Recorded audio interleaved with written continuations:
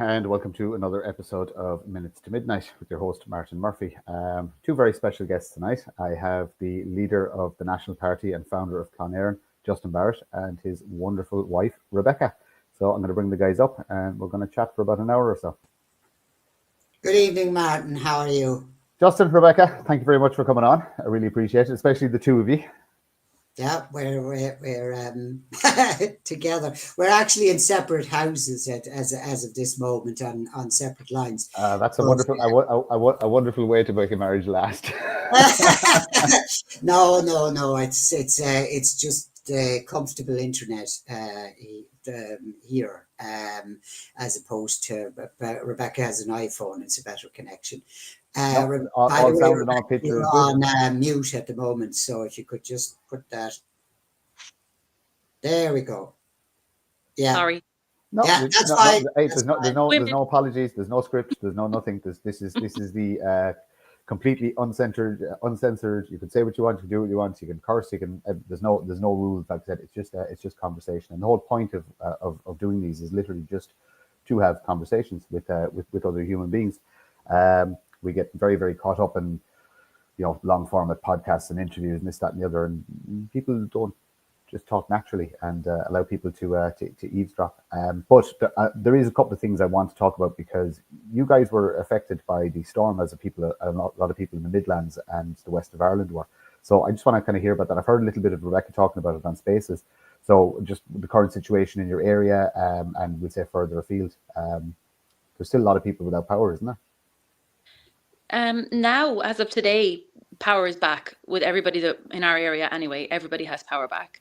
But we didn't get our power back until last week. We were 13 days, was it, without any power? It was terrible. I mean, we were lucky in that on day 8, we were able to go to my mother's. She lives only across the road from us. It's actually where I am now. I'm with her, so she can look after the kids while I do this. But we had no power. We had nothing. We had no water even for most of that time. Our water came back first, then our power came back. But we were lucky, like I'm saying, we were lucky we could go over to my mother's house and she had electricity after the 8th day. But we still had eight days with nothing. Like she's 70, my mother's 70, and she has arthritis, and she had no heat, she had nothing. Like she had a little fire, but the problem was, well, similar to us, she has a back boiler, and we were afraid. Yeah. We were afraid that we would. And no phone, actually. No phone on the first day. So we couldn't even text or call to see how she was.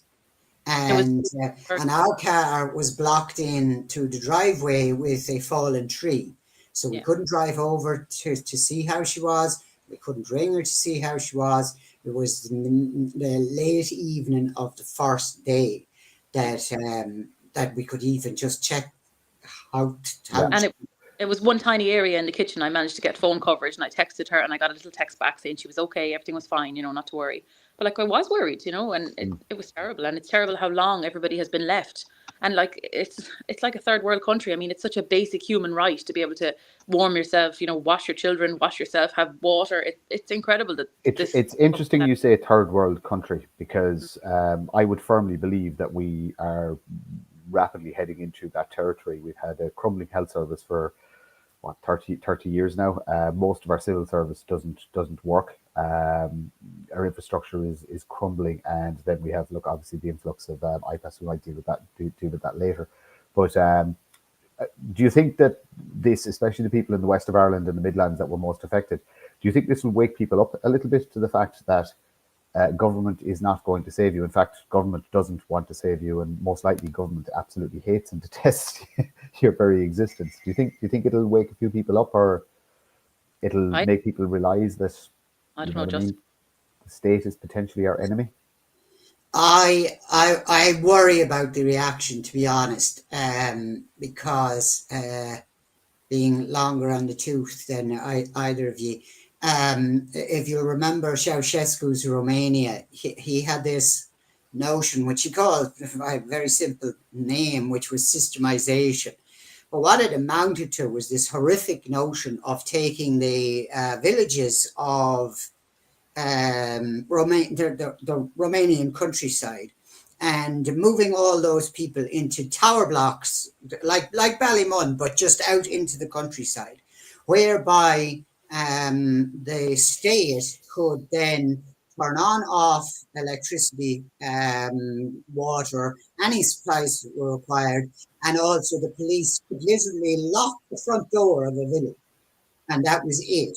Right now, I'm not suggesting that that's a carbon copy of what's being done here, but there seems to be a element that is using what has happened within like circles that have power and influence in this country to advocate the end of rural living, and therefore a kind of a systemization of sorts. Maybe not a tower block exactly, but yes, you must live in the local urban area, because if you don't, every so often, and maybe from extended periods of time, they won't officially announce that it's a punishment or anything, but every so often the lights will go out, the water will turn off, and people clustered together are easier to control. It's not, yeah. I wouldn't say that that's anything outlandish to say, because the state already punishes via taxation, via fines, via, you know what I mean. This is all within. I have a big. There's something I'm trying to work out myself in my head, and we might talk about it later in relation to the difference between the state and the nation. So where I'm sitting right now, the state of Ireland is my enemy and has been my enemy for quite some time, whereas the nation of Ireland is something I'm willing to hopefully live for, but you know what I mean, willing to die for, and they're two very separate things. Yeah, and the people in the country are probably more connected to the nation of Ireland, and therefore they're a problem. And self-sufficiency, they do not want us to be in any way self-sufficient. They want us constantly with our hands out, relying on the state for everything. But we're working on that. And again, we'll touch on that later too. But yeah, I want to jump to a different subject, which is kind of really important to me, and it's going to be kind of more focused, centered on Rebecca, I presume, but I could be wrong. So all of your kids are homeschooled. There, yeah. How, why, when? You know, just give me the whole background as to why you as a couple made that decision, and you know how you went about it. And so I was a primary school teacher before I had my first son, and I taught all the way through my pregnancy with him. And then when he was born, I said, no, I want to stay home. I want to stay home with him. I want to raise him at home. And as he was approaching the age of 4, I was kind of thinking to myself, you know, I didn't really like the way classrooms were even back then. He's 10, he's turning 10 this year. So that's 10 years ago now. So I didn't really like the way the classrooms were, because first of all, there wasn't enough resources for the children that were in the room. Like, I taught a class of 42 children. So I had 42 children in front of me, and there were maybe, I'd say, like less than half of that were Irish children. And this is in County Longford. Like, so, I mean, anyway, I just didn't like the way the classrooms were. There were so many things even back then that I didn't like, and I didn't think were appropriate for children. And like, that's 10 years ago, so compared to what it is now. But anyway, I said to Justin, I said, like, look, I'd like to give it a go, homeschooling Adam. I'd like to try it and see how it goes, because he was only approaching 4. And I said, look, when he turns 4, I want to try and do what I would kind of do with a junior infant. I want to kind of see how that would go. And we started off, when I started off, I was definitely a lot more curriculum based. Like, you can get the national curriculum, you can get it on ncca.ie. And I've got a little video on my X about that. Like, I can post stuff later, but it's actually really easy if you want to follow the Irish curriculum. Now, I wouldn't recommend you follow the Irish curriculum exactly, but if you want to do exactly what they're doing in a school, it's not difficult to follow along. It's not difficult to follow the curriculum. There's planning tools, there's everything you would need on this website. But anyway, I started off, and I did start much more, like, you know, strict and to the curriculum with Adam, and I really was trying to do that. But like, I noticed there wasn't much point to this. A lot of it was kind of waffly stuff, and he was picking stuff up really quickly, much faster than he would have if I was teaching him in a classroom. Because when you have your own child at home, you know them, you know what they can pick up on quicker, you know how to explain something to them that a teacher doesn't know them that well, you know, and they have 39 other children that they have to teach at the same time. And also, teachers, they have to teach to like the lowest common denominator in the child. They have to, in the classroom, you know, they can't be teaching your child, just that child at their level. They have to teach every child, and to the lowest level, basically, so everybody can keep up. You know, your child is waiting for everybody in the room to catch up with them. And like, I'm not saying he's a genius or anything, but like, it was just easier to teach him because he was on his own. But I noticed, like, it wasn't taking all day. It wasn't taking like 5 hours in primary school for small children. It wasn't taking that long. I was going, I'm getting this done in an hour or two in the morning. And I was going, okay, this is a bit weird. And then kind of, as I had my second baby, I had Noah, and I was kind of thinking to myself, okay, I'm going to like pull back on this a little bit.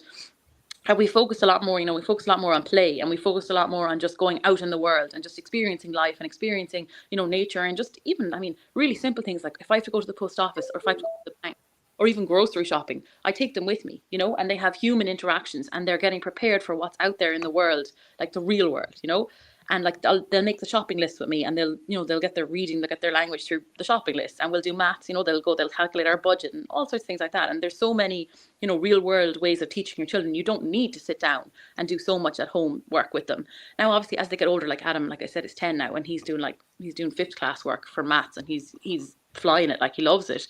But we only spend about an hour, I'd say an hour in the morning. That's it. We do 1 hour of book work, and we do a little bit of it, and then the rest of it is just our daily life, and he just lives it with me. He just follows along. They all just follow along with me. And so we have Adam is nearly 10, Noah is 8, and then we have Jamie, who is I'm trying, because I'm 5 of them, I'm trying to make sure I get these right. And they've all having birthdays as well just recently, so it's like I'm trying to get them right, and they'd be so cross if I got them wrong. And then Jamie has just turned 6, and then the two smallies, obviously, they're only 1 and 2, like, so they do nothing. They just play around the place. It's like they play with bubbles and things. But the main thing I would say to anybody who's considering homeschooling, if you haven't put your child in a school, don't do it. Your child will flourish at home. Your child will just, my children are just they're so happy, like, on a daily basis. They when you put your child in a school, they're exhausted. When like, I have family members, my sister-in-law now, her 2 kids are in school, and they're so tired at the end of the day. All their energy is taken up from trying to sit still for 5 hours a day in a classroom, and it's just not natural for a child to do that. Like, children are supposed to learn. Yeah, they're supposed to learn from being alive and being around them. I would agree with everything you're saying there, and just from my own experience. So we did childcare. We got sucked into the 2 incomes when we were younger, when we were first married and stuff like that. But just to the shifts I was working, I was the person who had to drop my son at the time to the minder, and I swore I would never do it again with any other children, and we didn't. My wife stayed at home and raised the kids for her next 2, and it's mommy is so important too. Like, daddy's important too, but daddy's job is different to mommy's job, and her job is so important, and it's very, very underrated. The system that you're talking about there, can that be replicated in small communities? As in, you could have somebody like yourself that was a qualified teacher that could take on 4 or 5 children. You know what I mean? Let's say when your boy's bigger and you're, what I mean?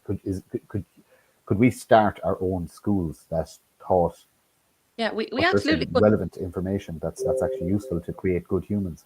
We absolutely could. If people didn't feel confident enough, or they wanted somebody who was qualified, like, of course we could do that. We absolutely could do that. But I don't think we need to do that. I really don't. I really think that the mother is, like, absolutely best placed to teach her children in the home. And like, that's what I'm saying is, you don't need to sit down for hours in a day and teach them. It's just so unnecessary. They don't need that.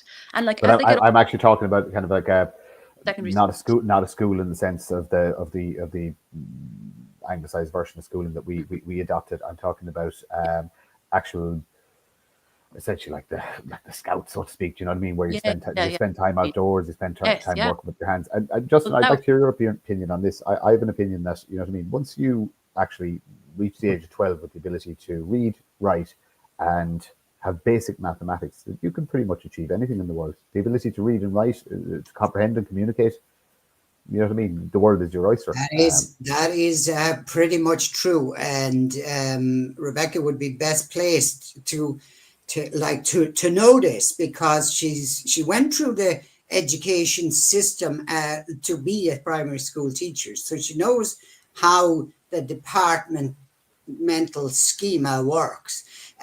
Not just in terms of, shall we say, the more nefarious elements that are being put in there through deliberate. Well, I'll say them out loud. Multiculturalism, Islam, the trans ideology, the rainbow cult. You know what I mean? All of these things are designed to weaken minds, destroy minds, and make young humans subservient. Exactly. But there are flaws in the system that can be overcome by parents that are not malevolent in and of themselves. They just have to do with what Rebecca was saying a moment ago. They have to do with the pace at which different children learn, the fact that the class sizes are so big, the fact that they cannot be mobile. You can't take 42 children and take them if you do take them out for the day, that's an enormous task and needs planning months in advance, etc., etc. Whereas if you're homeschooling, you put your own children in the back of the car, you head off to somewhere of historical significance or religious significance or whatever is of interest, whether it's the aquarium, for example, what's got to see the, instead of in pictures in the books, let's go have a look at the fish in the now maybe not in the wild exactly, but Why not? but in a habitat of sorts, where they can see what are effectively what we would say are exotic animals in a normal environment, and just that part of the flexibility of learning and the vastness of learning. And yeah, I know this from 40 odd years ago, is kids are reaching, if you can call them kids, young people are reaching university level. And I have heard from many college professors and university professors that the first year now is bringing people up to the educational standards that they should have been at 10 years before. In other words, they come into third level, some, not all. It depends on the school for a start, depends on the individual too. But some of them without, they are not literate, they're not numerate, and you can't teach them on a third level when you're missing the second level and the first level. And the drop in standards in relation to third level education. So I can trace it. Look, you guys might be better read in this. I can trace it back to affirmative action in the 1960s in America, and that seems to be, from what I've read, that's where the bar that was set so high, they started dropping it and dropping it and dropping it and dropping it, and to accommodate different cultures, to accommodate different ideas, but it was all to do with accommodation of people coming from lesser socioeconomic backgrounds, people coming from, like, the intentions you could argue were good, but the net result was poor. But I don't believe the intentions were good. I believe the intentions were the adaptation of cultural Marxism into the third level in the States. And most of what happens there does seep over to Europe and into Ireland and England. So I'd be interested in your thoughts on cultural Marxism as a whole, because Ireland does seem to be infected with it. And you might call it something else, but it's all kind of the same thing. It's your woke students, it's your far left leaning governments, it's your, you know what I mean, big business, rainbows everywhere, you know what I mean, everybody walking on eggshells for fear of offending people, etc., etc. I'd just like to hear your thoughts on that, or where do you think it came from or stemmed from? Well, it traces back, doesn't it, philosophically, ideologically, to the Frankfurt School, and it is, cultural Marxism. There's no other phrase that encapsulates exactly what it is in practice. And like I don't know how this was happened, right? But I was just born on the right side of the bed, if you know what I mean. I was born a right winger. So I've found myself in conflict with the way things are pretty much my whole life. But so you would think I would have heard of something like white privilege, for example. You think I'd have been confronted with this as a concept, as an idea in political life. No, it wasn't. It was Rebecca that brought that home to me from her studies in college to be a primary school teacher.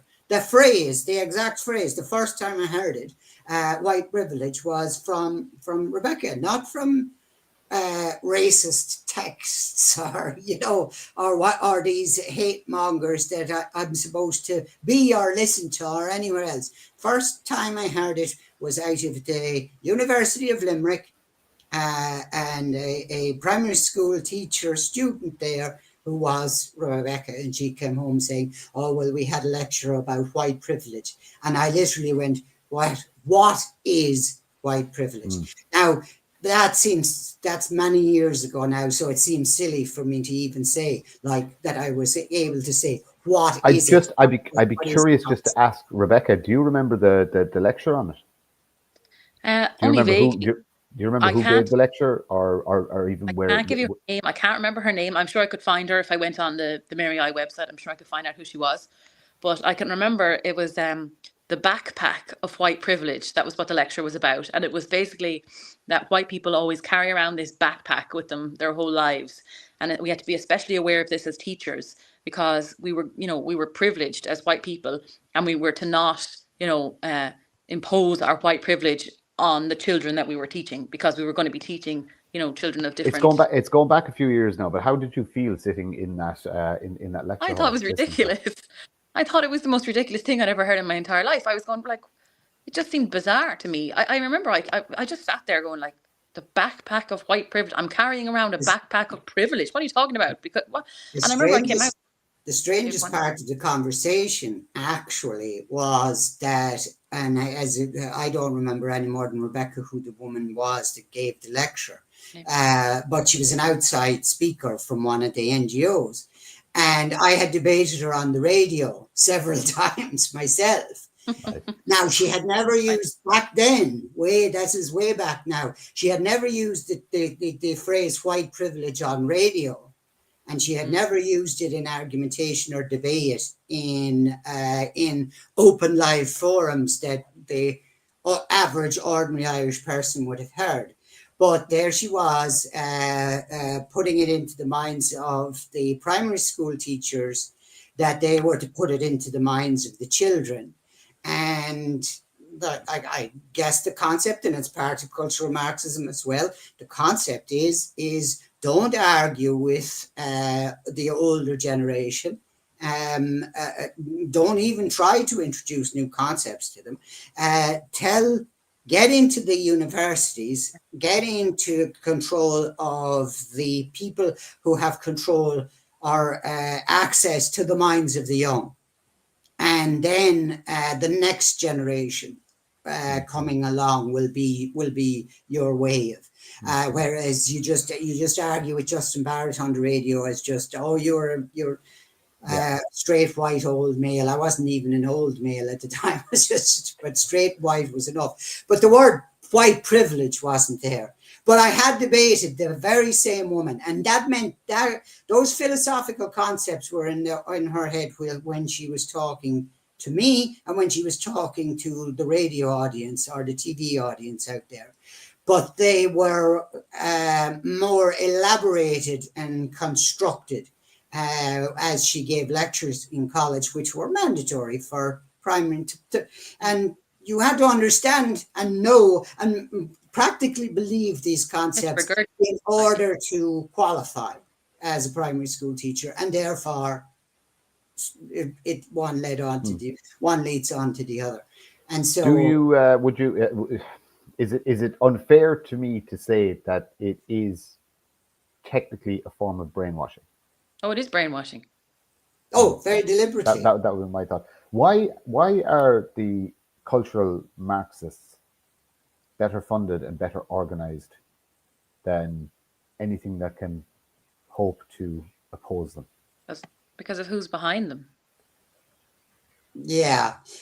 Here's where we run who's behind them? Is it free and open forum? I'll tell you on a very basic level. There are 32,000 NGOs in Ireland. Now, not all of them are dealing with cultural Marxism directly, but they are all government funded. They are also funded by various foundations around the world. Like USAID is a prime one at the minute. And so forth. Now, without getting into too much controversy, the fact of the matter is there's a common ethnicity among the billionaires who fund these foundations, who subsequently fund the infiltration, if you like, of the third level education system, which seeps down to the primary and secondary level. And also, just look up the names of the minds behind the Frankfurt School of cultural Marxism. They figured quite correctly that economic Marxism had failed. Not only had it failed, but it had so patently failed that it was no longer plausible. But that as a means of dissolving Western culture and civilization, economic Marxism was not necessary. That the philosophical and cultural ideas were more corrosive, and that they could be introduced into a society that functioned in a free market scenario. So they were perfect for Western I'm going to Europe. put you on the spot now, Justin. Right, and like I said, this is only going to be your opinion. To what, and look, I'll say it as well. We're talking about the Jewish influence. So look, this is we are. We're talking about the Jews. This is a free form. So there's nothing taboo, and everything is opinion, and everything. Then a lot of opinions turn into facts eventually once you dig deep enough. I'm currently somewhere in my quest, and this is the thing. You have to get there by yourself. I'm actually in a part of Africa now, going back just to the kind of second Egyptian era, if you know what I'm talking about.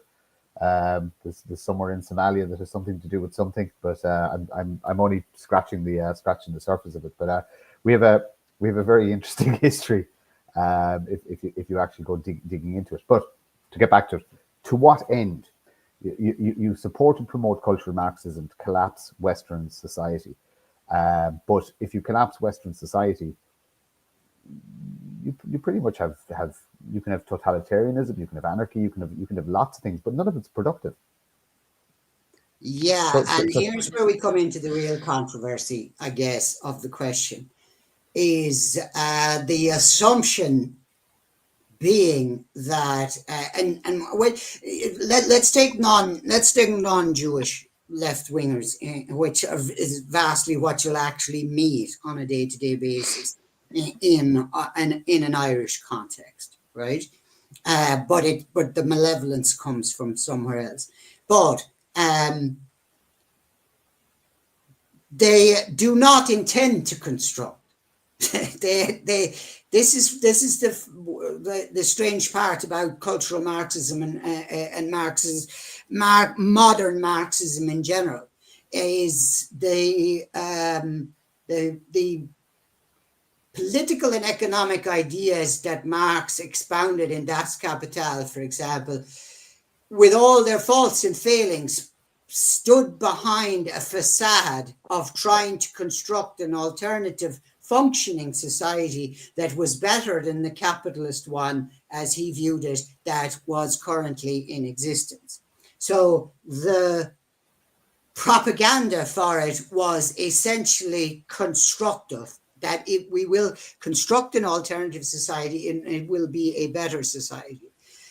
But what the Frankfurt School and what cultural Marxism has added to it is the open effrontery of deconstruction for malevolent purpose, deconstruction for its own sake, deconstruction and demolishing of all that is traditional and all that has been there, not with a view to constructing something new per se, but to simply get rid of the old. And is that in itself a form of anarchy? It is a form of anarchy, and it is a form of decomposition, and it is essentially parasitical. In other words, if they were to achieve their aim exactly as they have expounded it, then they too would cease to be able to exist within the society they would have created. So It's an almost terrifying form of nihilism. it is, yeah. But I suppose I look at things slightly differently. I believe that the man's greatest evil is greed. I think man is inherently greedy, and we have to fight. Some of us aren't, but I'm saying as a whole, we have a. It could be something to do with our, prehistoric ancestors. You know what I mean? That the food was scarce, and you know what I mean. You have to look out for oneself. But I think there's different traits. The greed is something. The greed is almost a religion to some people, and I think that's what drives a lot of the woes and ills in the world, is this insatiable thirst for more. Do you know what I mean? Whether it be power, whether it be money, whether it be whatever. I think the richer and more powerful these people get, the more decadent they become. They're like the French aristocracy, or the whatever you want to talk about. The Romans were fairly disgusting at times, but they all met the same end. Eventually, people got sick of it and rose up, and we run in these cycles. I'm not sure what your thoughts are on that, but if we were in one of these cycles, how close do you think we are to another revolution, so to speak? Or is it not in us anymore? How close are we as an Irish people, or as Western Europe? I would say we'll bring it back to Ireland. As an Irish people, we'll say an Irish people, we are very, very far away from it. To be honest, we are not psychologically ready to accept that. And part of the reason why we're not, I think, has to do with the speed at which it has happened. It has happened things that took 40, 50 years. They began in, like, shall we say, almost immediately post-war Britain, post-war France, post-war continental Europe, and maybe didn't even make it even into the American mainstream until the late 50s, the early 60s. We had none of that until, say, the late 80s and the 90s. And so, but we have caught up. We were, for example, Ireland prides itself on being the first country to legalize by referendum gay marriage, so-called gay marriage. I mean, there's no such thing, but the legal documentation that gives the same legal rights to homosexuals as we are also, as far as I am aware, and I am open to contradiction on this, but I think we are the only nation state to ever have legalized abortion by referendum, as opposed to either a court judgment reinterpreting the constitution of that country, or a parliamentary vote. But which one of those votes is more jarring with you? If you had a magic stick and you could actually say, right, one of these I can overturn with the snap of my fingers, which one would you overturn? Well, it would obviously be the abortion one, because it is the life and death. It's there's no argument as to which one has had the worst implications, and which one has directly destroyed lives.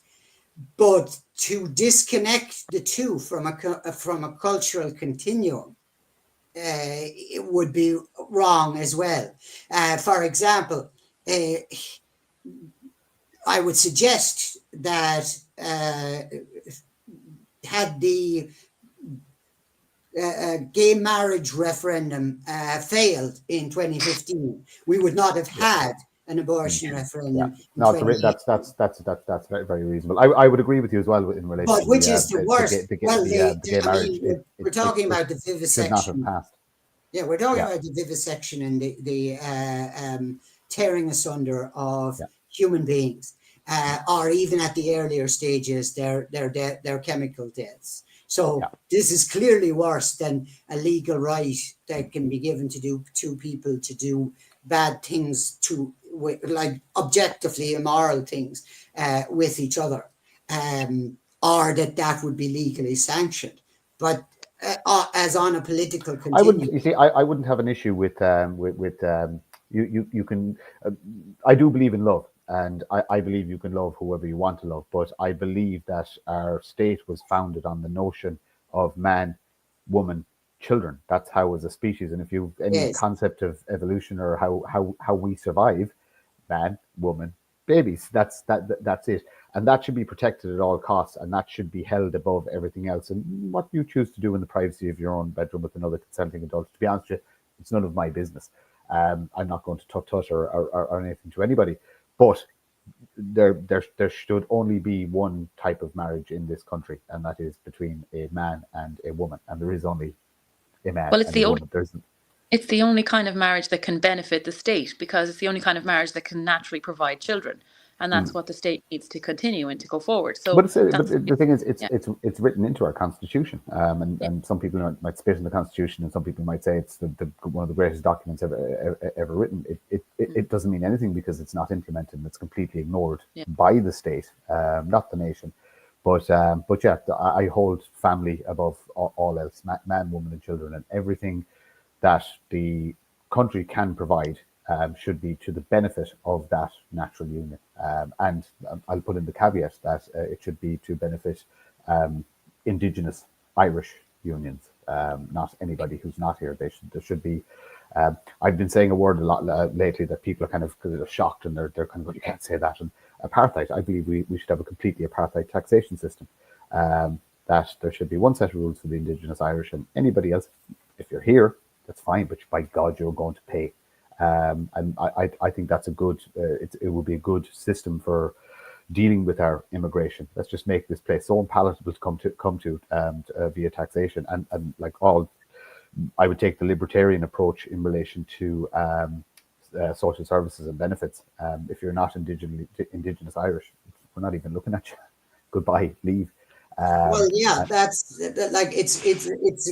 I mean, you can get the notion of from socialist theory, shall we say, or communist theory as regards social welfare and why it should be paid and why there should be a welfare state and supports for people who like fall below a certain minimum. A safety net is always required. But why though? Why? Like, what is my? See, this is my own opinion, and I'm very much in favor of the concept of the welfare state per se, and I would not do anything to damage it. I would restructure it, mind you, but I would not do anything to damage the fundamental concept of it. But why though? Why should, shall we say, why should those who do not take from the social welfare system contribute to the social welfare system?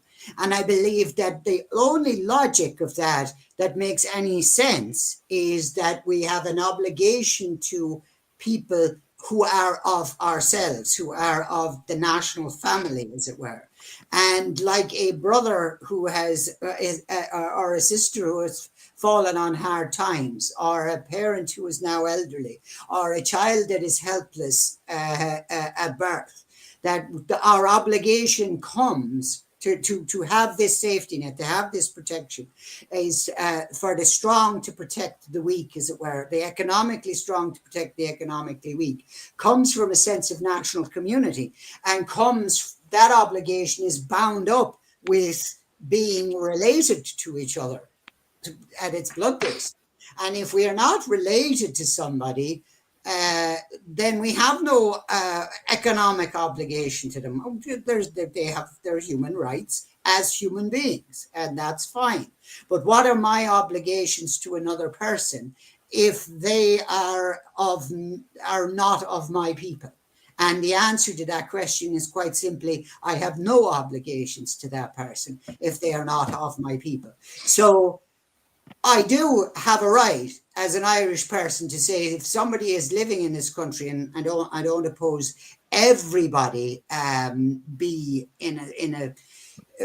has to have been born in this country of ethnic Irish descent. That's not quite necessary, but the supermajority does. And our obligation to them is quite simply, yes, we are entitled to say to them, no, we will only have you here insofar as you benefit us. You have no natural right to be here. So you are here on an agreement, on a contract, if you like, which states that if you will do this for us by way of contributing X amount of tax and X amount of work and X amount of expertise that are not present in the Irish workforce, insofar as that's a real thing as opposed to a manufactured idea, but we have a contract with you, and we will honor our contract. We will protect your human rights. We will protect your property. We will protect you from violence, and we will, and so on and so forth. But we do have a right at the same time to say to you, look, this country belongs to the Irish people, so you're going to have to earn the right to be here. And by earning the right to be here, you're going to have to pay more taxation. And the safety net that you fall back on cannot be our safety net, cannot be our welfare state, because that is there for our people to benefit from, because they are of us. And so when you can't fulfill the contract of the Irish people, the foreigner can't fulfill the contract of the Irish people, which is that I will provide you this in return for that, then the contract is broken. And he or she must go home at that point. The social contract is the social contract currently broken in Ireland? Oh, it is, absolutely. It is a system of pure legalisms. There's no moral foundation to it anymore, and nobody pretends there's any moral foundation to it anymore, which makes it all the more extraordinary.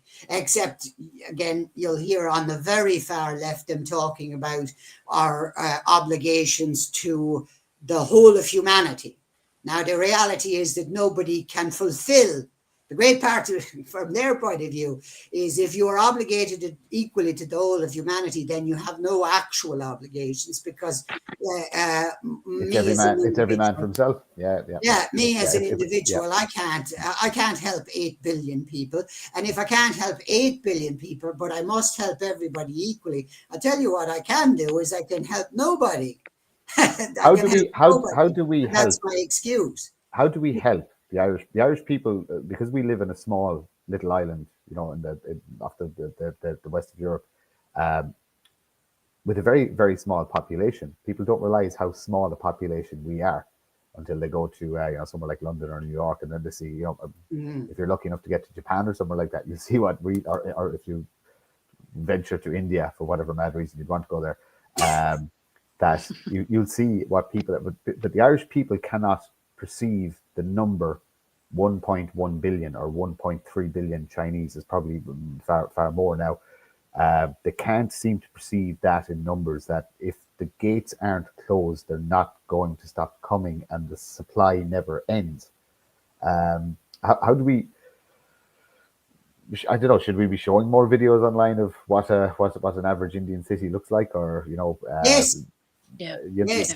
Just to people, like, they don't understand the numbers, the smells, the lack of amenities, the lack of food. But here's where it gets controversial, and here's where we get into the problem, is because there is a notion that if you take a large group of Indians, shall we say, from the middle of what used to be Calcutta. I actually don't know what it's called now, but it's still, they changed the name, but it's still just as smelly. But they if you just move them here, they will behave like Irish people when they get here. They will behave like everybody else, and they won't bring India with them. But they do, though, and that's the problem. And that's because it's inherent to their nature, it's inherent to their culture, it's inherent to Hinduism, it's inherent to their history. And that is why these countries themselves have to develop their own way out of the poverty that they find themselves in. Devil's advocate. There's an Irish pub in just about every town and city all across the, well, actually, no, there isn't, all across the English-speaking world anyway, but you will find a touch of Ireland all across the world. Is it not exactly the same thing? No, it's not, because, and then so here's where we get into the very heavy business of because it's racial. And the first thing, for example, about the United States, which is where the largest number of our people went outside of the union, as it were, because of course the easiest place to go was always obviously England. So there was a large Irish population that always found its way there. Now that was under the one government at the time, and we still have free travel now. But the United States is the classic example, and it was a Western European culture established in Canada, Australia, New Zealand, the United States, and elsewhere. And that's where Irish people are still going when they do emigrate. Now, I'm not happy about the fact that all these Irish people were forced to immigrate, but why did it work? And why is migratory patterns not working now? Is because it was exclusively, but particularly in the United States, where it was. You could have just stood up and walked past. Sorry, apologies. Yeah, it would have looked better. It honestly would have looked better. Just walk by. That is my wonderful mother trying to not be in the picture.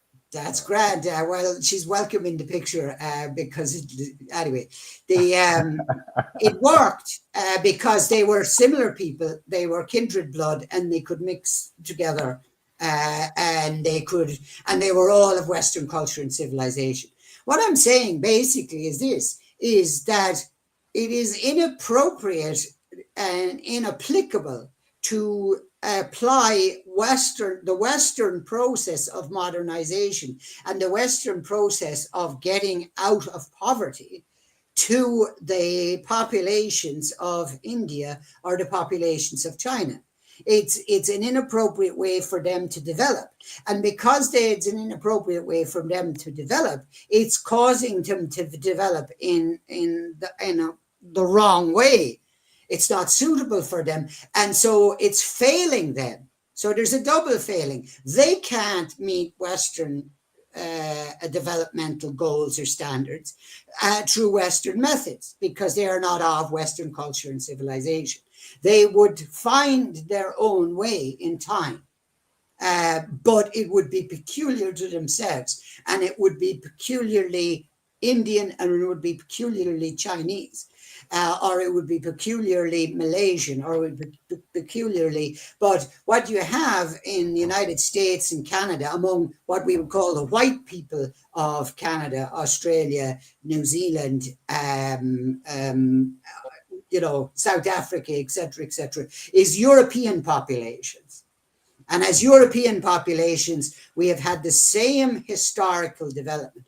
One of the great tricks among the many things that the British did to us, one of the great tricks that they played upon the Irish people was that we were not integrally part of the European culture and civilization, that we were a colony of them, beneath them, off to one side.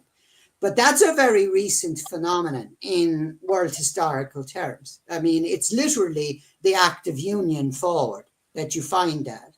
And then the Irish went abroad to the United States and elsewhere and reintegrated into the wider Western world in that fashion. Prior to that, Ireland was a very mainstream European civilization and culture. The aristocrats, the clan system of Ireland was the clan system of Scotland, was previous to that had been the clan system of Germany and the clan system of France and elsewhere. We were a European people and part of that whole surge of European peoples. Now, I don't think that requires a political unity because we have diverged on our own individual cultural path, which is unique to itself. But it is dramatically more similar, if that, I know, I do realize that's very poor English as I say it, but we are dramatically more similar to the peoples of Europe than we are to the peoples outside of Europe. And we are dramatically more similar. An Irish person, shall we say, living in the west of Ireland in the 1830s was dramatically more alike to a settler in the 13 colonies of the United States, or the original 13 states. Even then, than we are to the Indian or the Chinese or the African today. Okay, Even if he only lives 2 miles. we'll circle back to that in a while, but I'm going to throw in one of my curveballs just because I like to see people's reactions. How did you guys meet? You want to answer that? That's the woman's prerogative to tell that story. The two of you paused at exactly the explain. same time, and it was like the both of you kind of went, "Oh God, we better get our story straight." No, it's not a question of getting the story straight. It's more a case of it's a woman's prerogative, because I don't know why this woman was ever attracted to me in the first instance. You're Why fishing. why she would have the slightest interest in being with me. And so if you ask me, Martin, right, how did we get to be a couple, and how are we married, and how have we children, is I actually don't know the answer to that. I actually physically don't know that. I can tell you the historical as a man, it's a good answer. Yeah. But I don't know, because I don't understand Will it. you be quiet? And I'm just happy it is what it is, and don't mess with it. Right, off you go, Rebecca. We met at a meeting down in Limerick. We met at a meeting when I was in college down in Limerick. He was at it. We were at it. It was just some random pro-life meeting thing that I was at, and he was at it. And he stood up and asked some question at it. And whatever way he spoke, I was just like, I mean, I was just in awe of him, because I mean, you've seen him speak, like, and you've seen him in his videos and the way he speaks. And he just asked some question, and it was, pro-life has always been this really big issue for me. I was adopted. So pro-life has always been a big thing for me, and I've always been pro-life. And I remember, like, as a child, I can remember knowing what abortion was, and talking with my friends about it and everything. And so it's always been a big issue for me. And I happened to be at this meeting, and I happened to hear him speak. And I went up to him afterwards, and I just said, like, that was, oh no, one of the kids coming in. You okay? He's okay. Okay. I had my mother running back and forward there. That's fine. He's coming. He's all right. I happened to hear him speak, and I went up to him afterwards, and I just said, like, I thought you were amazing. You were incredible. And he was like, oh, thanks very much. And he was all professional and everything. And I said, if you ever want to, meet up and we'll go for a drink, or we'll, whatever, well, not for a drink, but we'll go for, for coffee or whatever. We could do that, and that'd be nice. And he was like, oh yeah, okay, whatever. And he was kind of, he's friendly, like, but kind of looking at me like, okay, this is a bit weird. And I was going, look, here's my number, maybe we could text sometime. And so then we did text for a little bit after that. And I can remember he was very, very, very slow to take the hint that I liked him. He was extremely slow. If anything, like, he was trying to put me off, he was like, I'd send him a text. I'd be like, oh, I'm so tired, I can't go to sleep, will we have a chat? And he'd be like, well, I'm very tired, I'm off to sleep, I'll talk to you tomorrow. Well, it just didn't seem very likely to me. That's all I'm saying.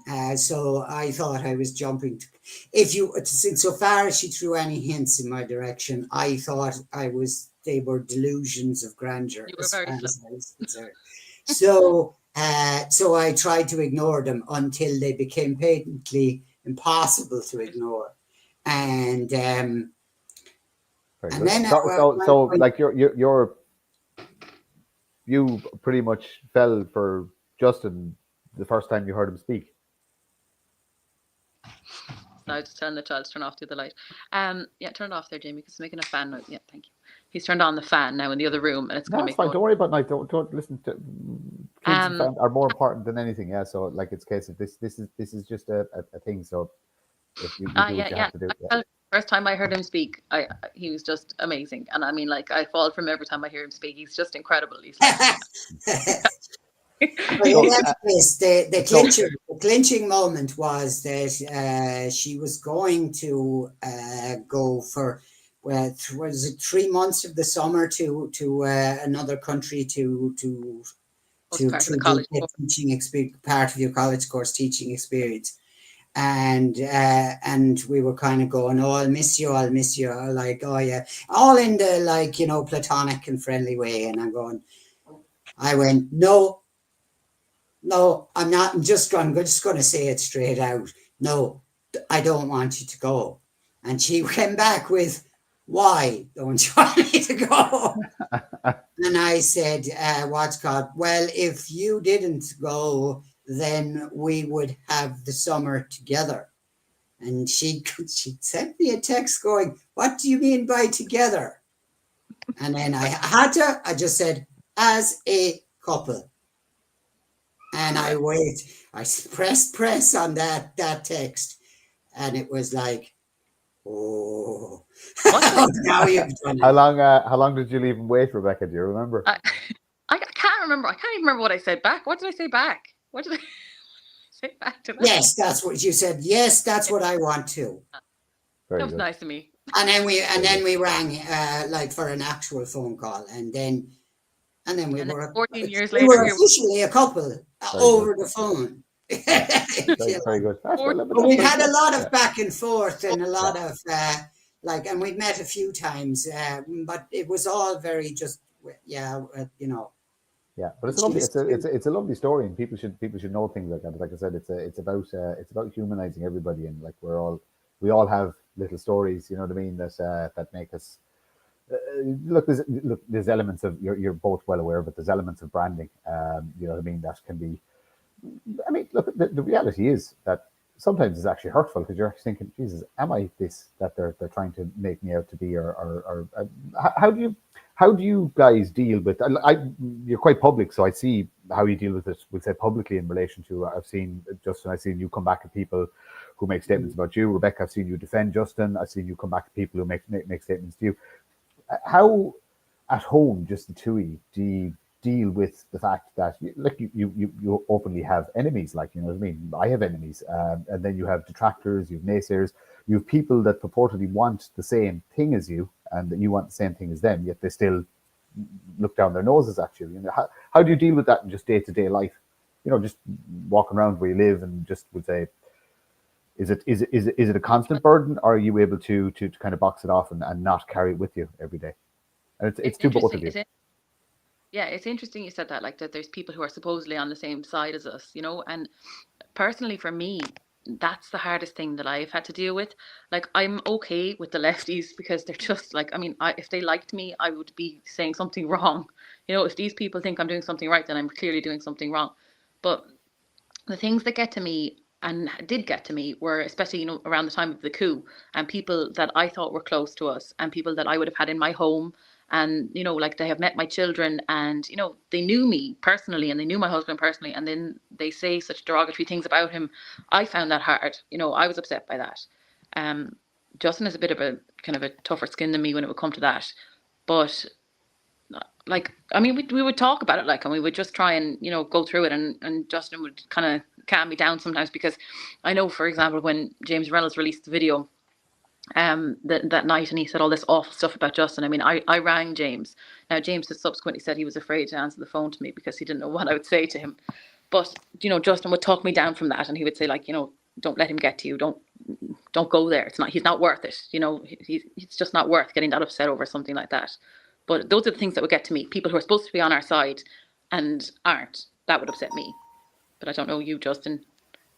Yeah, that would be the only people. It's only when I'm shocked that I am upset, if you like, or discombobulated. The leftist comments, actually, if they only realised talking about a day-to-day basis, the sheer quality of entertainment we get.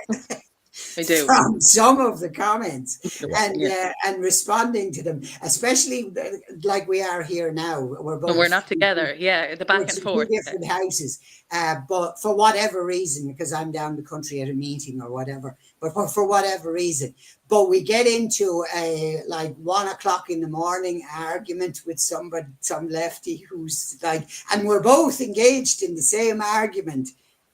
We're at a distance from each other, and this moron is saying these things which are I assume are supposed to be deeply hurtful but because of where they're coming from. And sometimes because of the sheer absurdity of what it is that they're saying, it's kind of a something. It's kind of a night It's out. fun. It's, do you know what? Do you know what? It's look. Trolling lefties, and I'm very good at it. Is to the point where they don't come after me anymore. I get very, very little interaction with them because most of them have been blocked this point. But it's good fun, and it's I use it for two reasons. So number one, it's good to be able to actually have an argument and control yourself and actually say, right, I'm going to be very careful of what I say. I'm going to insult them. We'll see if they're smart enough to see if they actually realize they're being insulted. You know what I mean? And this, that, and the other. So it's a good kind of a mental workout. But the other thing then is you have to remind yourself every now and then is you have to engage with these people. Just to remind yourself, they have no basis in logic. They have no fundamental arguments. They couldn't, if it came to it, and it came to a debate, a live debate or something like that, these people have nothing. They've hearty words.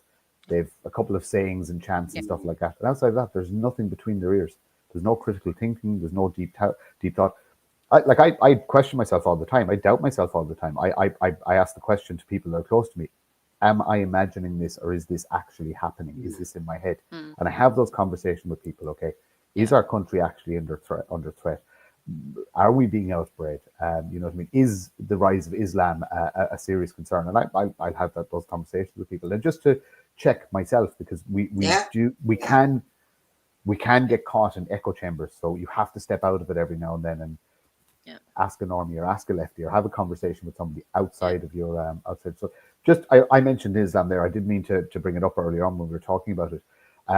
Is it something you're concerned about? And I'll just go straight away. I right now, to me, the clear and present danger at the minute in this country is the rise of Islam. That is the most concerning thing I'm worried about, especially with the spate of new mosques being granted planning permission. I'm just interested in both your thoughts. Well, did you see the new first year Irish primary school book? The book, I saw it. Yeah. Mm-hmm. Like, what? I mean, I showed that to my mother there. She was a primary school teacher for 40 years, and she was like, what on earth? Like, what? I mean, it is a big issue. I mean, they really are pushing it. They're trying to normalize it, and there's just mosques everywhere. I mean, when we used to live down in Limerick, there was literally like the biggest mosque ever across the road from us in Doyle. Have passed it on numerous occasions because I travel that way, and the numbers are very, very, very concerning. Massive. Very concerning. Yeah, absolutely. No, it is a real threat. It is something. It is absolutely. I mean, Justin, given what's just happened in the UK in relation to, and look, we had this in Ireland from probably the 1940s, 1950s, all the way through to the early 90s. We've had scandals where the state has assisted in covering up horrific abuse. You know, it existed. We as a people have dealt with this and come to terms with it, and perhaps reconciled, perhaps not. You know what I mean? But we accepted the fact that it happened. Whereas in the UK, they're almost in full deniability mode. There's been a couple of court cases and stuff like that where horrific details have come out. But for the most part, it's still being brushed under the carpet. Why, as a people, when we've already been through this in our history, are we happy to allow this happen again in probably a much more horrific format? I think there's a number of things that come under the heading of what you said. For the first thing, if I could deal with it, is the arguments that the left can put forward. This is why they believe. This is the real reason why they believe in no platforming. They have to have no platforming, because if we have a platform and we get and there is a free debate, they will lose. They know that. That's what. As soon as you hear the phrase "no platform," that means like we know you're right. That's why you have to have no platform. That's why they're willing to use physical violence. Now, that physical violence that the left are willing to use becomes a whole different scenario in the context of a religious conflict, like the scale on which it would be with Islam. Because Islam regards immigration as a weapon of war. Not incidentally, or by the way, or this is like one of the side effects of a large influx of Muslims into a given country, that they will eventually be the majority and then they will eventually impose Islamic law.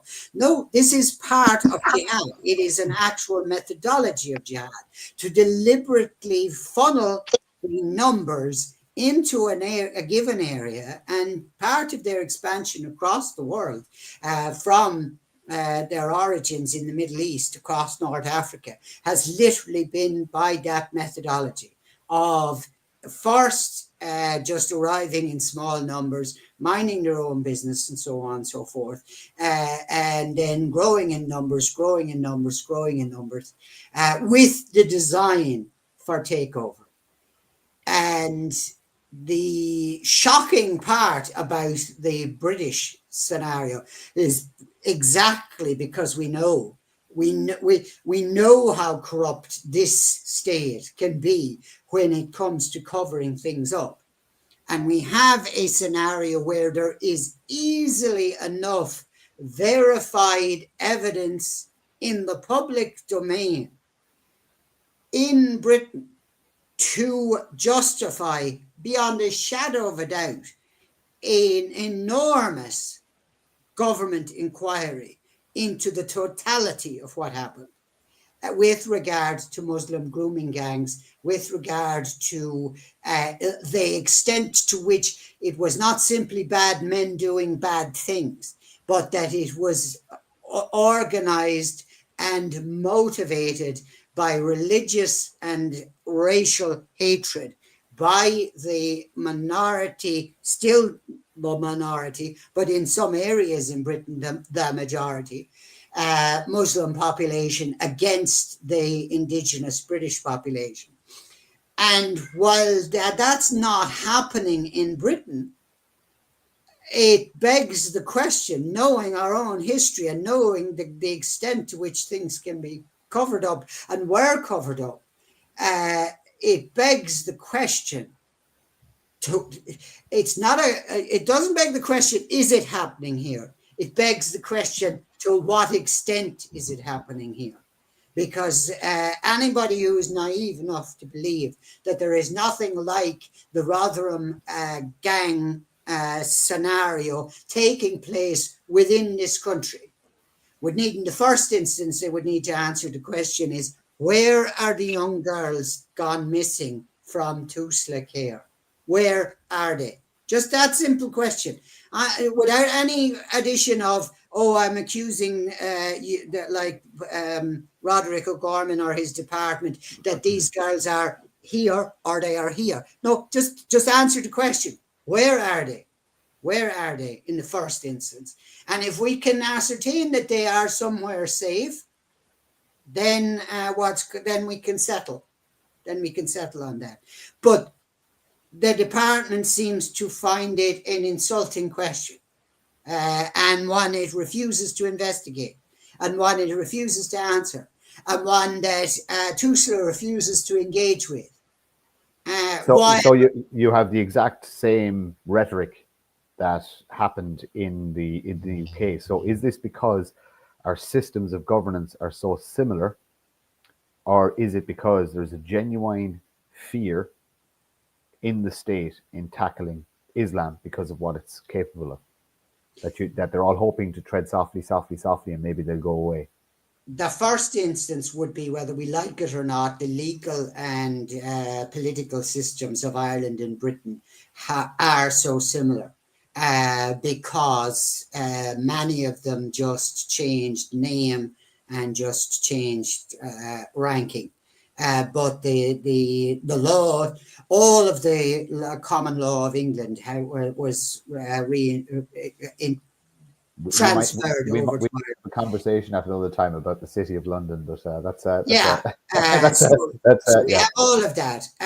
Whether we like it or not, prior to becoming within the imperial orbit of the European Union in Brussels, we continued, and we continue to this day to a certain extent, to be within the much diminished at this point, but still the imperial orbit Empire, of Britain and Westminster.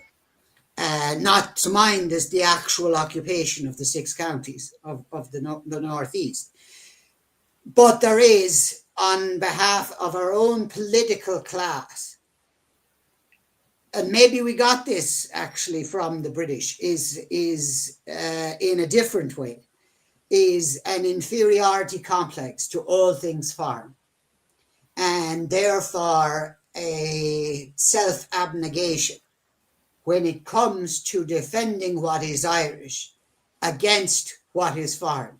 And in a particular instance, because of the history of the Catholic Church in Ireland, the institutional history has not been separated from the theological history. The faith has not been separated from the immoral actions of the institutions of the Catholic Church. And they have often been defended by theological Catholics, as it were, faithful Catholics, unnecessarily so, in my opinion, unnecessarily so. The institution of the Catholic Church does not need to be defended beyond what is true, and there is a lot wrong there, and there was a lot wrong, historically speaking. I'd like to hear your thoughts on something. That gives us a kind of a religious complex when it comes to dealing with with other Christian denominations in the first instance, but even more so when it comes to Islam, because the classic social media retort is to well, what about Muslim paedophile grooming gangs? Is, oh yeah, but sure, didn't the Catholic Church do that? Well, if it did, then it was wrong and it was evil and it was bad. And why are we repeating it? It shouldn't the lesson be that institutions and religions should not be above? Not at all. They have to see data. Hello, boys. Can you What's see your me? name? Dada. Say something, boys. Dad. Teddy, have you anything to say? Hello. Bob. Hello. That was big. That was like the about a thumbs up. We got 2 thumbs up.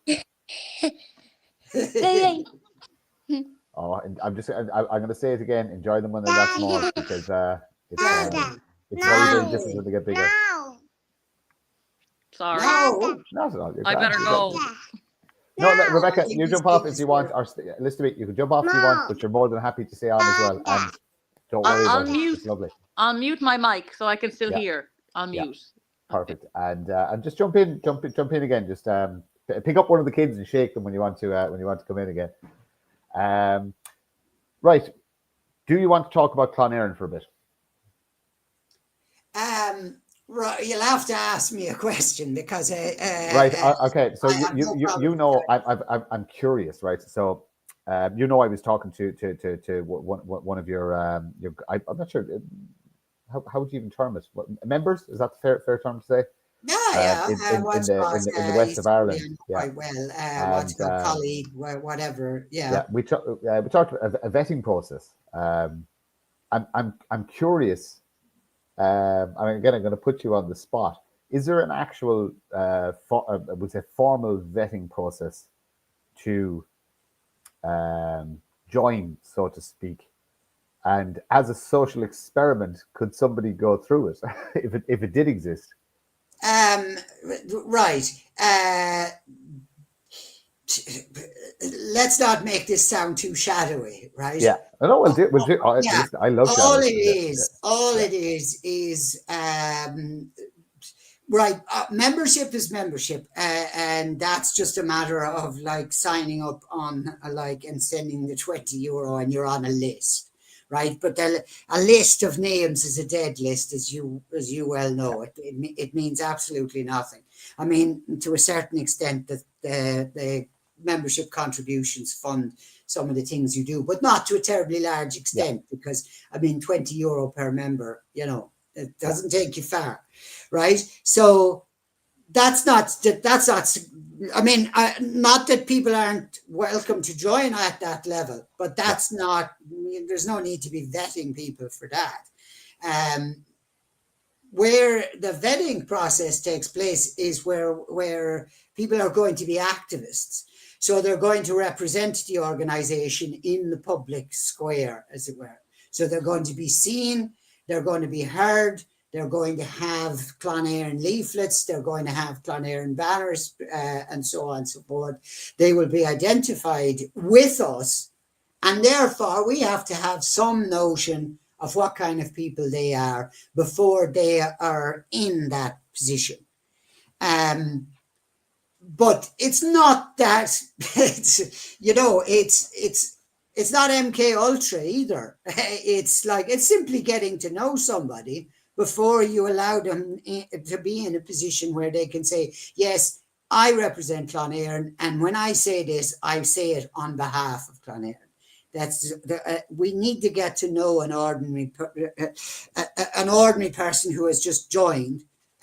He or she is met by a couple of the members, and just a chat first, just to get and I mean, some people are quite obviously deranged, as you know, on first meeting, and you know, right? Some people are quite obviously sound the first time you meet them, and you know.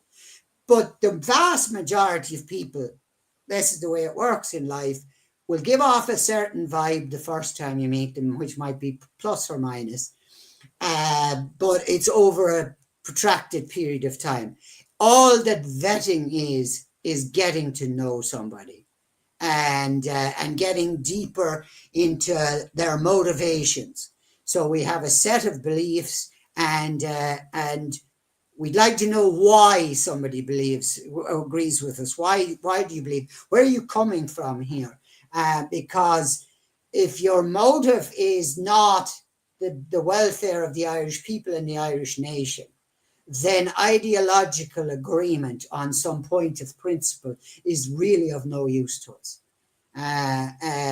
We can't do anything with a person who has dark motives, shall we say, to be blunt, because that dark motive will eventually express itself in a dark action. And that's all that vetting is. So as a human experiment, as you say, yes, everybody survives the vetting process, but whether they survive it as an activist member of Clonaireann, or whether we decide that, no, we best leave them where they are, is another matter. We're trying to ensure that we get people of sound character, good people. We're not searching for numbers in the same way as a political party would be. We are searching for people who are ideologically sound. We are searching for people who are character sound. We are searching for people who have the right motivation. And we're also searching for people who can spread the ideas that we have to within their society in general, or within the organizations they're currently members of. For example, Clonaireann membership is not automatically National Party membership, or vice versa. Now, we don't want to get into the whole legalities. I'll be honest, I actually left Barra introducing you as the leader of the National Party. I purposely not brought it up because I do not know whether there'd be legal implications if our conversation went. So there wouldn't be legal implications, except it's more complicated than it needs to be. And ultimately, it's not going to be decided in a Twitter argument or on a podcast argument between you and I, or between me and somebody else. It's going to go to the High Court. There will be a judgment made there. The Electoral Commission has already made its judgment in my favour. And there's what counts. Other people saying, oh, I don't like Justin Barrett, or I do like Justin Barrett. All of that is going to be ultimately irrelevant. What has liking you got to do with anything. This is the thing I can't quite right, especially from the political thing. Like it's like being at work. You don't like everybody you work with, yet you can form a very productive working environment once you have adults in the room. I fail to understand.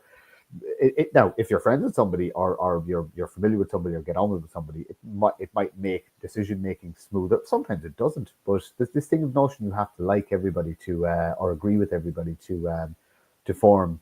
Look at the state of our current government. Yes, exactly. And it's not a coherent functioning unit, but it's pretending to be. But this is the thing that I can't understand, especially across nationalism. And I spoke about earlier why are the left so better organized than the right, and as far as I can see, nationalism just can't get out of its own way. Everybody thinks their idea is best, whereas I know for a fact that nobody's idea is best. But guess what? If you take a little bit of Justin's idea and somebody else's idea and somebody else's idea, and you put all that together and get these, would say, spokespeople or powerful individuals or well thought of individuals actually working along the same path, that parallel, doesn't have to be together under one umbrella. There's the ingredients there for success. Yeah, this is very important, I think, is that there's an obsession on our side, I think, and the left have never bothered with this, the broader left, the NGO left, that there has to be an organizational unity. There does not necessarily have to be an organizational unity in the sense of one leadership, one committee, and one like organizational structure through the country, in order for people to cooperate in any given day in a particular place.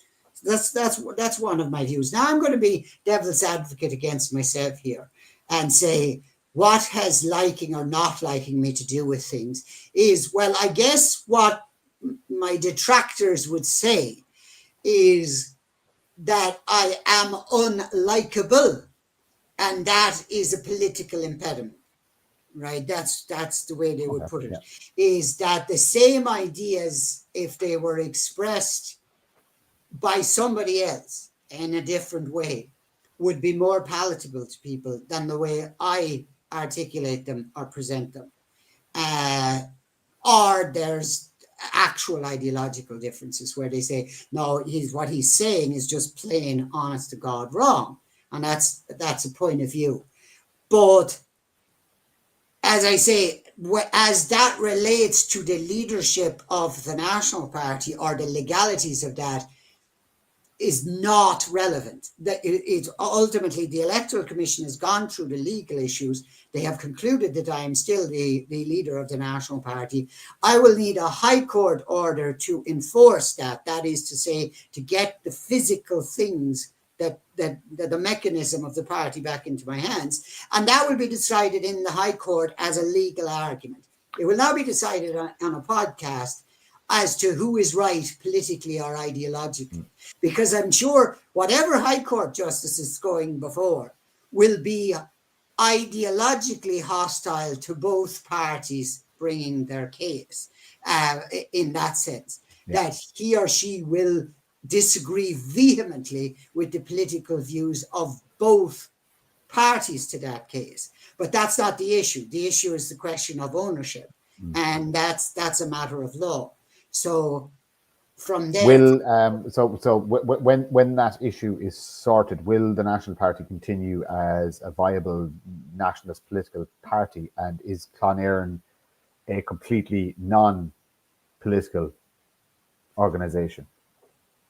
Well, Clonaireann won't be engaging in electoral politics. It won't be putting up candidates. It's seeking to persuade people to take a particular point of view on a particular issue, and of course we have a broad ideological agenda. So we're happy if one party takes this idea but rejects the others. Okay, there's a little bit of Clonaireann that we left. Our idea there, and they took it up, and they took the rest of it. They said, no, we're not interested in it. So you're talking about civic responsibility and basically planting ideas. I love the idea of planting an idea and walking away and seeing what matures, and see what other people do with it. But as an electoral force, the National Party, and this is true of all of the nationalist parties, if you want to call them of the right, they cannot be electorally successful against a cultural backdrop which is antithetical to it. And we need to accept, and I think it wasn't accepted in the run-up to the general election. There's still a great deal of resistance to it in the activist political circles now. But the fact of the matter is that we do not the National Party, not the Irish Freedom Party, not Ireland First, not any of the groups, nor indeed the independents, even the ones who were elected as such to individual council seats here and there, we do not represent a majority of the Irish people as of this moment. Mm-hmm. Our mind and our way of thinking is contrary to the thinking of the average person. And so you can't have a populist party unless you have a popular base. And and the only way to create a popular base is either you do what Fianna Fáil, Fine Gael, the professional parties do, is you go out and you ask people through focus groups and various opinion polls and so forth, what do you want us to say? And then you just repeat it back to them and say whatever that is. That's a populist road to success, and it's one which has worked for them. It's brought them back into government. They asked the focus groups, what should we say during a general election?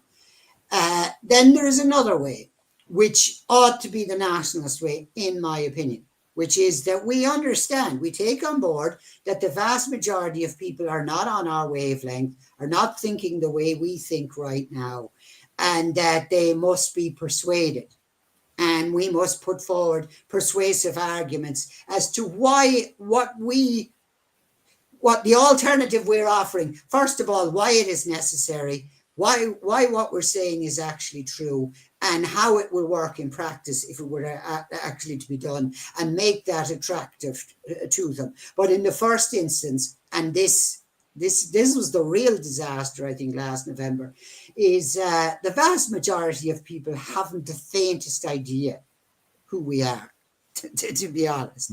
We have some like diehard enemies on the left who spend a lot of time thinking about you and I and Wadscott and the various other figures, if you like, that are in the public domain. But the vast majority of Irish people sleep soundly tonight without your name or my name ever entering their heads. Yeah, I'm quite happy being a nobody for the moment. And so am I, as such. But I can be much more effective. But only so far as if my ideas were more commonly held. Sorry to interrupt you. I spoke to George Casey not so long ago on Spaces, and I put the question to him that in relation to libertarianism, because I'm fascinated by all the different types of political ideas, and I've tried my best to find out as much as I can, but I always say I just have a crude understanding of everything. But I asked him the question, is Ireland as a country mature enough for a libertarian party? And his answer was straight away no. He just said full stop no. And you were talking there about would say a nationalist party, but you could have nationalist populism. Essentially what Trump did in the States is populism. You know what I mean? It's a form of populism. If you could find the right personality, you could probably have a fantastic populist movement in Ireland, but it would be success measured in the likes of Aintu. That's as far as you would get with it. You couldn't. We as a people are not, in my opinion, mature enough to grasp these concepts outside of the old Civil War parties. We're just there's another difficulty as well. The extent to which Trump is a individual personality. Who has managed to touch a populist chord with people in the sense that, I like Donald Trump, back again to I like or I don't like. Or like, it's like, I would say, for example, the 2016 to 2020 was like a huge disappointment if you believed in Trumpism as he expressed it. insofar as there was an ideology there, insofar as there was a coherent set of ideas that he was supposedly bringing into government. What he actually implemented was a huge disappointment. And again, the question arises, to what extent is Trump going to deliver on what people perceive his second term is going to be? But I find it almost impossible, as somebody on the right of the political spectrum, not to find myself laughing out loud sometimes at some of the stuff he says in a positive way. As in, like, yeah, that phrase you've used is bang on the mark. Now, was there any substance behind that? There's another question. Is there intellectual substance? Is there ideological substance? Or is that just a one-liner that really works? I think sometimes there isn't, actually. I think sometimes there isn't, and that's the problem. And that Trump is personally popular, whether the left in Ireland like that to be the case or not, or whether, for that matter, you or I do, is neither here nor there. I mean, I've seen in the last few days people trying to suggest that at the Super Bowl he was booed and hissed, right, by the crowd. And I'm going, he won the election last November, guys. You can't tell me that he is unpopular. I'm going to segue into something there Today. because it's something I was thinking about that I wanted to talk to you about. So that is the prime example of history being rewritten in real time. What happened is not being, and it's in the past, so it's history, but they're actually changing it, and it's a phenomenon I've witnessed for the last 5 years of my life. I've witnessed history being rewritten in real time, and it then starts making you question everything that was written and everything that you've read and everything that we think we know that is fact. And the more I read and the more I look into it, I realize that, oh my God, we actually know nothing. We know so little unless you really, really, really go digging. From an Irish point of view, we know the normal people, just the average Joe from the population, or Mick or Mary or whatever. We know very little about our history, our own history. We know about we'll say after we'll say colonial times, the famine, this, that, and the other. But why aren't we taught about our ancient history and who we were and where we came from and like I've just on other conversations I've said, like, why isn't there big HBO TV series on Fionn McCool and Cuchulainn? And our folklore is absolutely amazing. The stories are absolutely fantastic. We have a whole I can't think of the word now. What do you call it? Like a row of gods. What is it? The pantheon. A pantheon of gods. Yeah. Yes. You know what I mean? We have this fantastic folklore and history, and bar maybe one or two festivals during the year and the odd historian thing on. I don't really watch mainstream media, but I'm sure that they still make them from time to time. We've completely abandoned our heritage and our history. We kind of measure ourselves from the famine on. That's very true, and it's one of the reasons why this is one of the reasons why the Sinn Féin's claim to nationalist credentials has been able to withstand the abandonment of basic nationalist credentials, is because unlike, for example, the United States, Irish nationhood is not bound up with a form of government. It is not. There are other expressions of Irish nationalism than republicanism. Now, I happen to be a Republican. I happen to think in 2025 going forward, I cannot conceive of a form of government to be applied to this nation that other than one that is founded on the concept of a constitutional republic. I can't see us returning to a monarchy, for example, a Gaelic monarchy, and certainly not the one across the sea from us. I cannot see that. But the fact of the matter is there have been other expressions of equally authentic expressions of Irish nationalism that are not of the Republican tradition. that are of the monarchist tradition, that are prior to that of the clan tradition. And even if you take away the folklore, shall we say, which is the mists of time and history, where they're probably, for example, Finn McCool, it was probably, if other European folklore is anything to go by, he's probably an amalgamation of several actual historical individuals who actually existed, and a small exaggeration of some of, for one of the things I often say to people is if Finn McCool actually ate of the salmon of knowledge, he would have just sat down and went, I can see Ireland in 2025 and I am not bothered, right? So we know for a fact that this man did not eat of the salmon of all knowledge, because had he done so, he would not have formed the Fianna. He would have realized that's a waste of time. Or maybe on some level he sees further than 2025 and sees that there's a point to, I don't know, the crisis that we're going through right now. I don't know, but the likelihood is. But there's a verifiable history there too, a verifiable history that other countries tell of themselves. Whether they're completely accurate or not, who knows? But like the French will have TV series about Louis XIV. They'll have a TV series about the French Revolution. They'll have pro-revolution films. They will have films about Napoleon. Now, the latest one, it's not worth watching. But that's neither here nor there. There's actually a French mini-series, and I think it's still on one of the subscription channels, Netflix.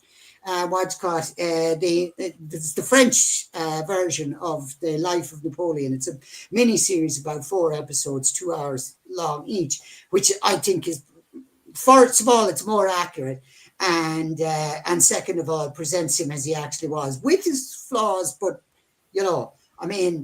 Joachim Phoenix portrays a man who could never have been Emperor of France, right? He just couldn't have been. So the mind is, anyway. But but that's fine. That's fine. This is a presentation of a story, and it's presented in a certain way. So where are our stories of the O'Neills? Where is the story of the flight of the Earls? This is actual documented history. It's not. It doesn't fit into an area of doubt, as it were. I mean, there may be historians who argue the detail, but whether the 9 Years' War took place or not is not arguable. The main causes of it are not arguable. The rights and wrongs of it may be arguable, but only there's the Irish point of view and the English.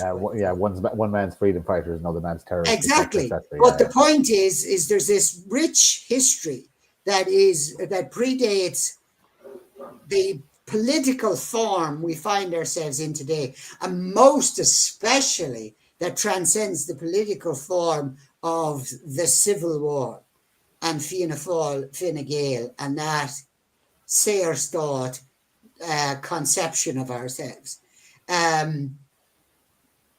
It's, how do we capture it? How do we capture it? How do we bottle it? And how do we feed it to the nation? You see, I don't know. I don't think one person can, because, for example, I know some of this, but I know it through reading other people's books on it. So I haven't researched the 9 Years' War. I've read somebody else's texts on that. I've read books on the Great O'Neill. I've read books on the O'Neill clan. I've read books on the Jacobites. I've read books on the Confederation of Kilkenny and so forth. I found them with great difficulty. One of the advantages of the age of the internet, I guess, is they are findable now. To try and find them back in the bookshop days would have been impossible, practically. But it is not a job for one person. It's not even a job for one organization. but it is normal and natural, and it's what I said. It's partly to do with something that the British did to us with the Act of Union. They kind of shoved the Irish off to one side and said, you have only ever interacted with the rest of the world through us. And to a certain extent, we have come to believe that ourselves. And the idea that the only valid, authentic Irish nationalism, and I say this as somebody who believes in constitutional republicanism, but to say that the only valid form of Irish nationalism is republicanism is to deny the vast majority of our history. It is to ignore thousands of years. And some of those years are relatively recent. I mean, they're not in living memory, but they're in our great-grandfather's living memory that predate the famine, that predate the Act of Union, that go back 200 or 300 years in the history of a nation like Ireland.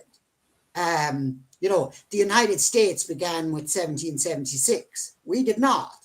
1776 was 1,776 years into the post-Christian era of Irish history. That's 2,000 years that we just decide to ignore.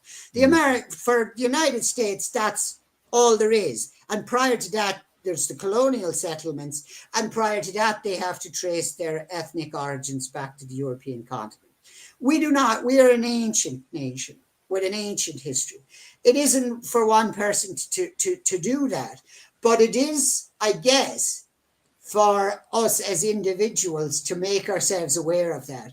And above all else, to break out of the psychology that we are not an integral part of European culture, Western culture and civilization as an independent entity, not as something that simply exists in the world through its relationship with the British Empire, and not to view ourselves simply as a constant rebellion. That's all we are. We were all we have. It's like, it's to quote Orwell, we've always been at war with Britain. We will always be at war with Britain. There is no other enemy but Britain. That's simply not true. That's simply not true. And the English people and the Scottish people and the Welsh people have never been our enemies as peoples. They've never been our enemies. It's always been the British political establishment, which has also been the Anglo-Irish political It's the state, it's the state, not the nation. It goes back to it's the state, not the nation.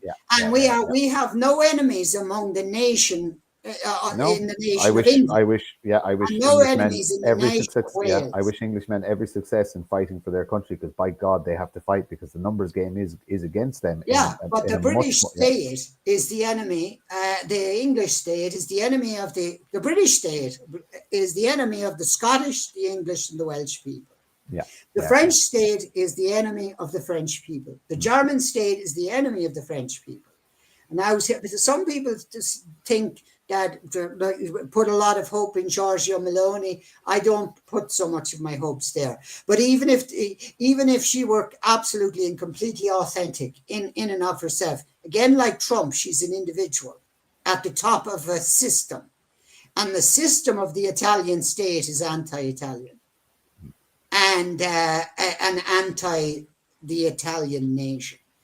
And so these systems have to go. Okay, so we can't collapse. We're probably not going to have a revolution, and we won't have heroes again. And we're not designed that way. Or if it would take a series of, you spoke about this before in Spaces, that it would take a series of events that kind of everybody would have to go around the world together. That it would have to be a domino effect, that the whole of Europe would have to rise at the same time. Yeah, there would. I mean, if you could quite literally, like by some miracle, convert the Irish people to exactly the way we wanted them to think, and therefore vote exactly the way we wanted them to vote, and create a government in Dáil Éireann that is exactly what we wanted, and that government then from Parliament House. You see, even Parliament is foreign. It's a Westminster format. Even Parliament is foreign. But if you could do that, then you'd have to work your way down through the civil service, and you'd have to work your way through the structure of An Garda Síochána and the defence forces and so on and so forth to Gaelicise those. And when you had done that, if you could have do that, then you would be confronted by a hostile world. And we are a tiny nation. Could you? And Could you foresee? no position to do Could that. you foresee building a completely parallel society that literally starts as small little communities going, well, guess what? We don't care about the council anymore, and we're not paying you rates, and we're not doing this, and we're not doing that. We're going to grow our own food, and we're going to generate our own power, and we're going to do our own thing, and leave us alone. And if you come near us, there'll be consequences. And make it appealing enough that you will attract more and more communities to do it, and literally build an alternate society where you can make the state almost obsolete. In rural Ireland, anyway. It might take a little bit longer for the cities, but I would question only there the phrase that you have used completely.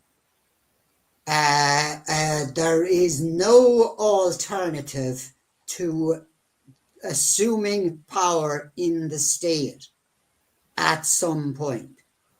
Because while the state remains the enemy of the nation, the state has vast powers that even when we complain about the behaviour of certain members of An Garda Síochána in Newtown, Mount Kennedy, and in Coolock, and so on and so forth, that is the thin end of the wedge of what a modern European state can actually do to oppress its people if it were determined to do so on a mass scale, and especially when it has corralled a fringe minority, shall we say, and what it could do. They haven't nearly exercised the amount of power that they could, or the amount of force or violence that they could direct against us, that they could do.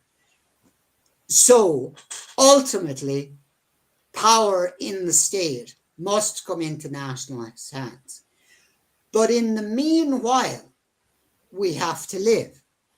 And in the meanwhile, how may we live our authentic lives as individuals and as families in a way that is healthy and nourishing for ourselves as human beings and as souls in the metaphysical sense, and our children and our families and our communities.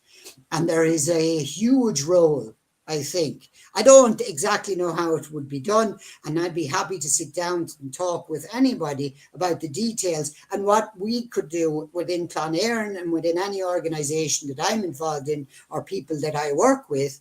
that is a conversation I would be interested in having. Yeah, I definitely. That's a conversation that first of all must be had. Second of all, we would be very open to having it.